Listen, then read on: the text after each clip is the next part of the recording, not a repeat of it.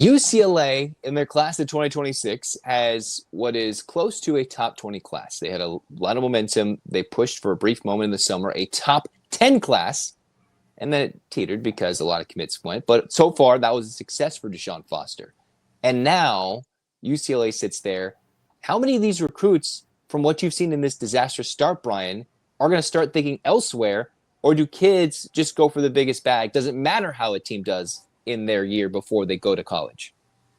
Oh, it matters because relationships are still number one above the money, but the money can get you over the top in a close race. So I think they did a pretty good job, to be honest. They were one of the surprising teams in recruiting. Yaya God. They got Xavier Warren. They got guys from all over the place, so like Tennessee, Texas. They got the Florida kids. They got 4 Florida Massachusetts. Recruiting. Yeah. I mean, it's pretty good job of recruiting, to be really honest. The downside of that is historically, it doesn't have to be UCLA. You can use any program you want, but if it was University of Texas, obviously a blue blood, if you got like 5 or 6 kids from the Northeast in Florida or something that were key and you started off the season 3-3, those kids are less likely to stick with you than a kid that's from Dallas or Houston. UCLA's in that same boat here.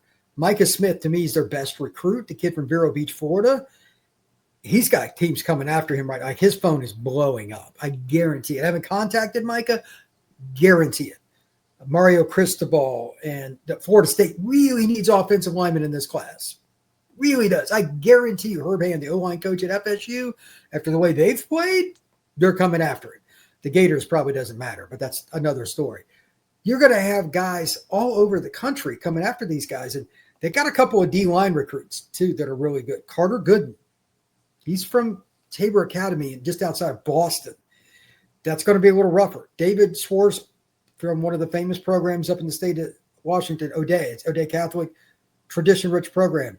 He could go to UW. He could probably call Michigan. He could probably call A&M. He could probably call all kinds of schools, get an OB.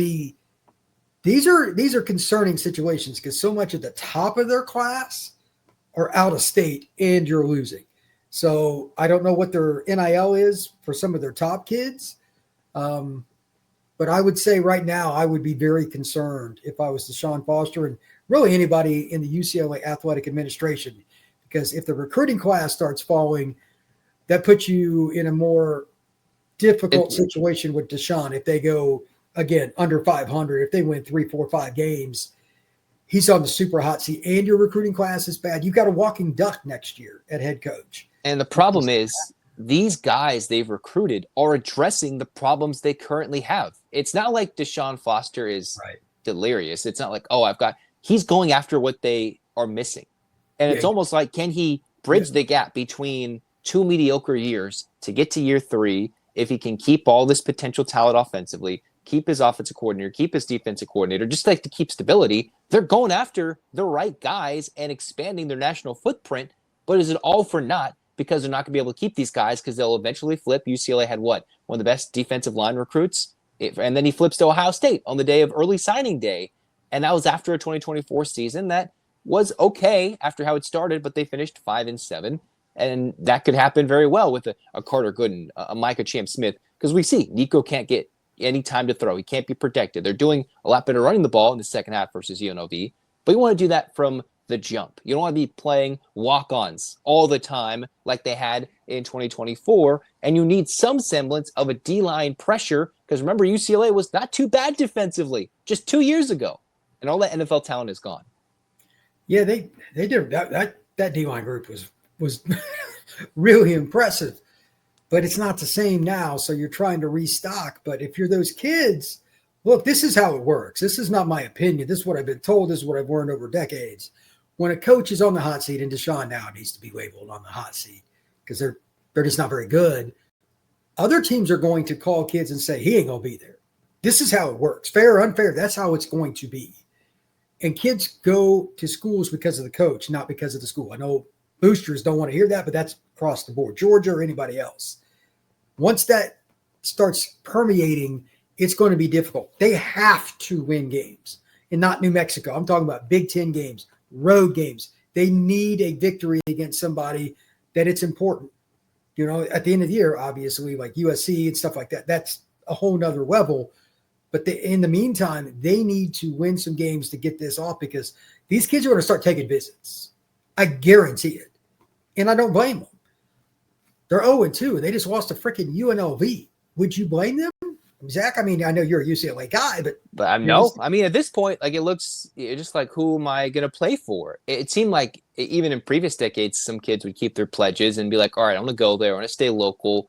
But now with the NIL, the money you can make, the opportunity elsewhere, I mean, you're probably playing for more kids at your high school football games in SoCal than you are at the Rose Bowl at this point. That's unfortunate to say, but that's kind of the truth. It's embarrassing. It's just absolutely embarrassing at the moment.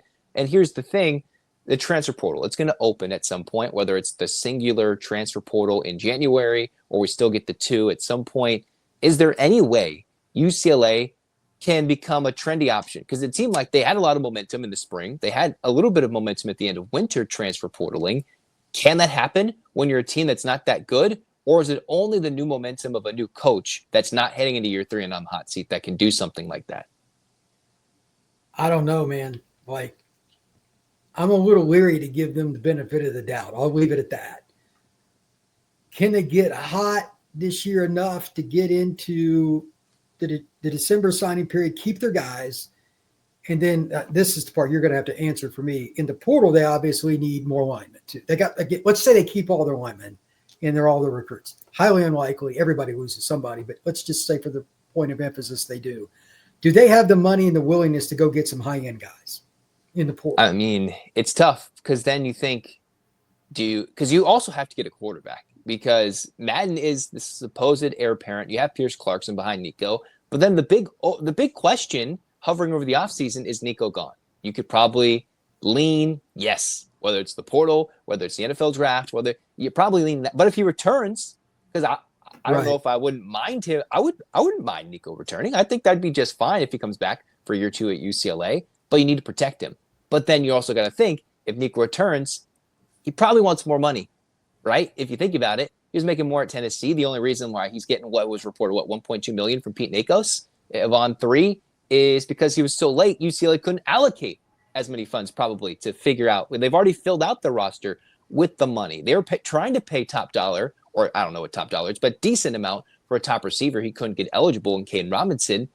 Like, is Nico going to ask for a raise if he returns? Is he gone? Do they have to spend that money for a quarterback? Because I don't think Madden stays if Nico leaves, if he goes and transfers. Or if you go cheap on the quarterback, then maybe. But the situation is so dire that people might be like, I'm not going to take that money. That just might be a false promise. That's where I'm at. Like, they've got a lot of questions. I'm not sure they can even completely trust what's going on behind the scenes. Nico's situation is fluid every day. That's how I would view it. I'm sure UCLA probably does. So they can't allocate all the funds they need to for linemen. They need O and D linemen, 100%. They need better defensive depth. And they also need to just at least consider the option. If Nico, I mean, hopefully for them, Nico gets hot and he's good at returns pro because somebody would draft him because he's 6'6" and a freak with cannon for an arm. But if he's gone next year, now you got to spend some money on quarterback unless you think Clarkson is the guy, and he'd still probably want some money to stay. That's the other unfortunate part of this. So the portal for UCLA, they're going to be one of my 5 portal teams. So like, just see what happens. This could be the most chaotic.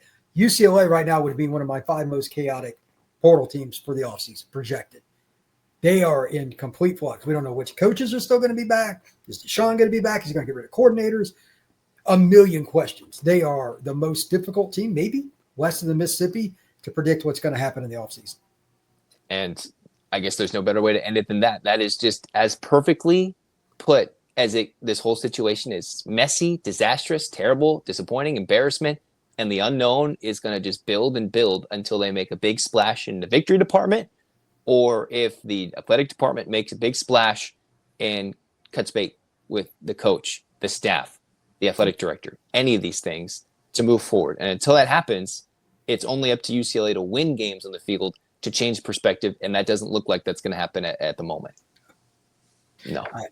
I don't see it.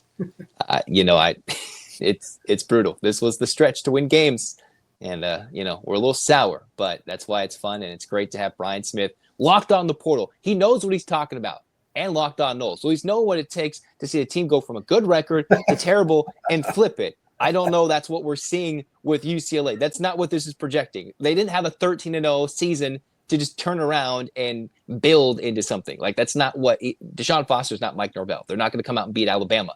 It hasn't happened since 2001 when Deshaun Foster was the running back. So, Brian, thank you for your time. We'll have to have you on. We'll have to have like a mid-season update after they have some winnable games. But I appreciate you coming on. Thanks, Brian.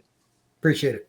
All right, check out Brian Smith. He is Locked On the Portal, Locked On Seminoles, and has great knowledge talking about everything college football. So for Locked On UCLA, I'm Zach Anderson-Yoxsimer signing off. Go Bruins.